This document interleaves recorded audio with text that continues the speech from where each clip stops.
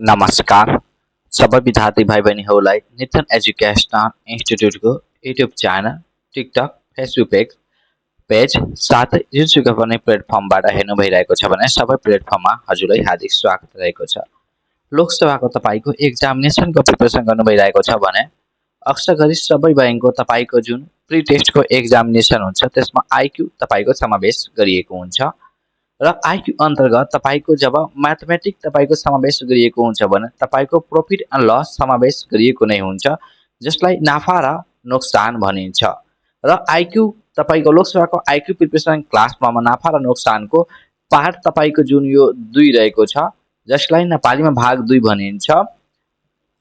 5 वटा प्रश्न म हजुरहरूको माझमा लिएर उपस्थित भइसकेको छु जुन तपाईँको एक्जामिनेसनको पोइन्ट अफ भ्यू धेरै महत्त्वपूर्ण रहेको छ भने साथै तपाईँ लोकसभाको जुनसुकै पनि पोजिसनको आइक्यूको प्रिपरेसन गर्नको लागि इन्स्टिट्युटको खोजीमा हुन्छ भने हामीलाई कन्ट्याक्ट गर्न सक्नुहुँदो रहेको छ। वाट्सएप नम्बर तपाईँको रहेको छ +977974761428 मा कन्ट्याक्ट गरी तपाईँ अन्य जानकारी लिन सक्नुहुँदो रहेको छ। प्रश्न नम्बर तपाईँको 1 रहेको छ कुनै व्यापारीले 40 वटा सियो 1 रुपैयाँमा बेच्दा उसलाई 25% नोक्सान हुन्छ भनिरहेको छ। कुनै व्यापारीले 40 वटा सुयो जुन रहेको छ 1 रुपैयाँमा बेच्छ भने त्यसलाई 25% नोक्सान हुन्छ भनेको घटा हुन्छ भनिरहेको छ। 1 रुपैयाँमा कतिवटा सुयो बेचिरहेको छ 40 वटा बेचिरहेको छ। उसले 20% नफा कमाउन 1 रुपैयाँमा कतिवटा सुयो बेच्नु पर्दो रहेको छ। यदि उसलाई 20% नफा कमाउनु छ भने 1 रुपैयाँमा त्यसलाई कतिवटा सुयो बेच्नु पर्दो रहेको छ भनिरहेको छ। तपाईको यो धेरै सजिलो नै रहेको छ। सबैभन्दा पहिला तपाईको यहाँ 1 रुपैयाँ र यहाँ पनि तपाईको 1 रुपैयाँ भनेको छ भने तपाई गर्न झल सजिलो नै भइहाल्छ। कतिवटा तपाईको यहाँ जुन रहेको छ 40 वटा। तपाईको 25% नोक्सान भनेको छ भने 100 मा 25% माइनस गरिहाल्नु होला। प्रॉफिट तपाईको भनेको भए जति तपाई के हुन्थ्यो प्लस हुन्थ्यो। 40 * 75 किन गरे 40 तपाईको जुन नम्बर भनेको छ त्यो र 25% तपाईको नोक्सान छ भने 100 मा हामीहरुको नोक्सान जहिले पनि माइनस हुन्छ 100% मा र तपाईको प्रॉफिट भनेको भए हामीहरुको प्लस हुन्थ्यो। हामीहरुको 40 * 75 गरे 20% तपाईको नाफा भनेको छ भने तपाईको 100 मा के हुन्छ यो 20% प्लस हुन्छ भनेको तपाईको के भयो 120 भयो। 40 को टेबल 100 मा 300 मा पर्नुहुन्छ भने तपाईको 120 आइहाल्छ र 3 को टेबल तपाई 2500 मा पर्नुहुन्छ भने 75 आइहाल्छ। भनेको कतिवटा सुयो 1 रुपैयाँमा बेच्नु पर्छ त्यो व्यापारीलाई 1 रुपैयाँमा 25 वटा सुयो बेच्नु पर्छ तब त्यसलाई कति प्रतिशत फाइदा हुन्छ 20% फाइदा हुन्छ। त्यो व्यापारीलाई 20% फाइदा कमाउनको लागि 25 वटा सुयो 1 रुपैयाँमा बेच्नु पर्दो रहेको छ। कतिवटा 25 वटा सुयो 1 रुपैयाँमा बेच्नु पर्दो रहेको छ। त्यस्तै गरी प्रश्न नम्बर तपाईको 2 सेम नै रहेको छ अलिकति मात्र घुमाएर रहेको छ। तपाईको कुनै व्यापारीको सट्टामा राम र डाटा अलिकति चेन्ज गरिदिएको छ।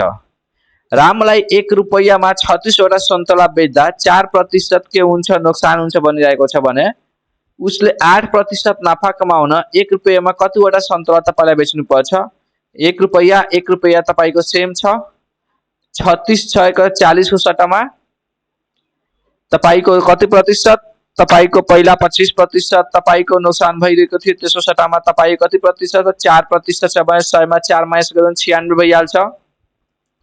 8% नफा कमाउनु छ भनेको 100 मा 8 108 भयो। 36 को टेबल कतिसम्म पर्नुहुन्छ भने 108 भइहाल्छ। 3 सम्म र 3 को टेबल कतिसम्म पर्नुहुन्छ भने 96 भइहाल्छ 32 सम्म। भनेको 1 रुपैयाँमा तपाई 32 वटा सुयो बेच्नुहुन्छ भने तपाईलाई कति प्रतिशत फाइदा हुन्छ 8% तपाईलाई फाइदा जसलाई नाफा पनि भनिन्छ र अंग्रेजीमा तपाईलाई प्रॉफिट र गेन भनिन्छ। प्रश्न नम्बर तपाईको अब 3 मा के रहेको छ एउटा व्यापारीले 4 वटा कागजी तपाईको जुन रहेको छ रु तपाईको 7 का दरले बिक्री गर्छ भने उसलाई 10% के हुन्छ नोक्सान हुन्छ 20% नाफा कमाउन बिक्री मूल्य तपाईको कस्तो हुनुपर्छ भनिरहेको छ। तपाईको हामीहरुको 4 वटा सन्तोलाको सीपी कति छ 7 छ भने 1 वटा सन्तोलाको सीपी कति हुन्छ 7 बाइ तपाईको 4 यो तपाईको के भयो सीपी 1 जसमा तपाईको 10% के भएको छ नोक्सान जसलाई अंग्रेजीमा के भनिन्छ लस। र तपाईको यहाँ x तपाईको सीपी जुन रहेको छ x कागजीको सीपी तपाईको y रुपैयाँ छ भने x कागजीको सीपी y रुपैयाँ छ भने 1 कागजीको तपाईको जुन रहेको छ सीपी कति हुन्छ y बाइ तपाईको x। यसमा तपाईको कति प्रतिशत फाइदा भइरहेको छ 20%। फर्मुला तपाईको के रहेको छ selling price 1/100 plus x1 is equal to selling price 2/100 plus x2। Selling price तपाईको 1 कति छ 7/4 तपाईको लस छ भनेको माइनस गर्नुहुन्छ 100 मा 90 भयो। सेलिङ प्राइस तपाईको 1/x रहेको छ 20% नफा कमाउनुहुन्छ भनेको तपाईको 120 भयो। अब यसलाई तपाई कसरी लेख्न सक्नुहुन्छ 7 तपाईको 4 into 1/90 is equal to y/x into 1/120।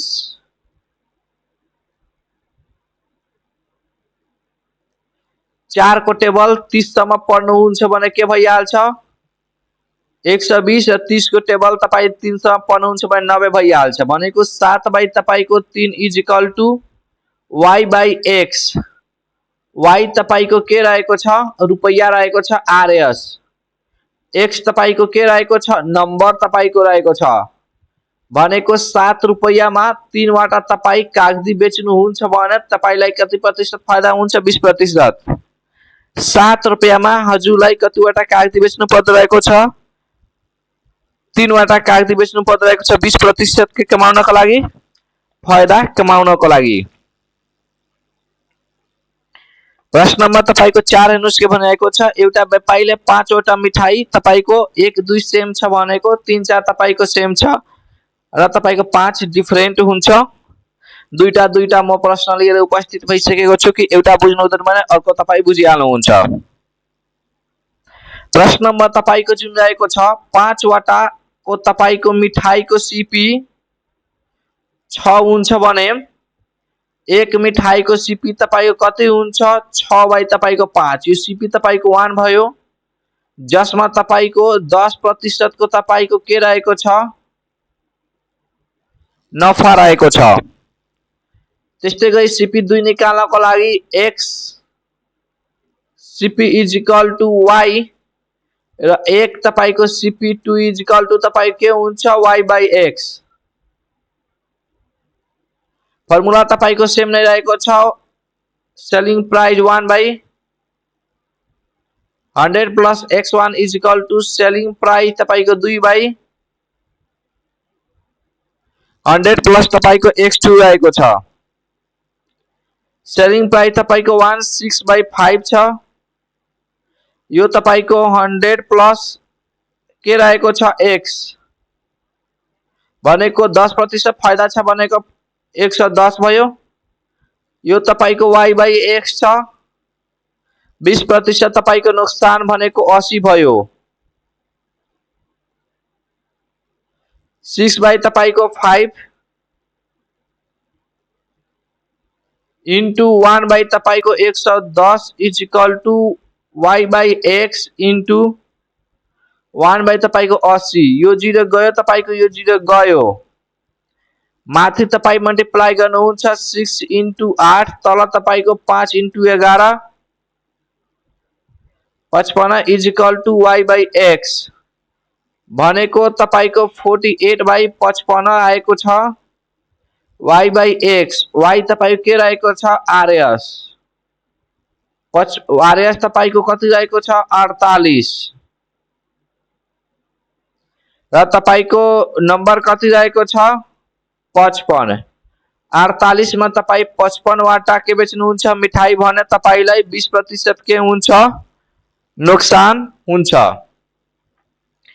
प्रश्न नम्बर तपाईको 5 एउटा व्यापारीले कुनै घडीको मूल्य तपाईको 20% छुटमा तपाईलाई दिइरहेको छ भने उसलाई 10% के भइरहेको छ नुकसान भइरहेको छ।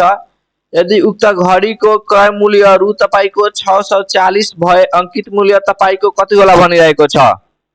एउटा तपाईको फर्मुला प्रयोग गर्नु पर्दरहेको छ market price into 100 minus discount is equal to selling price 100 minus तपाईको लस मार्केट प्राइस हामी निकाल्नु छ 100 माइनस तपाईको डिस्काउन्ट कति छ 20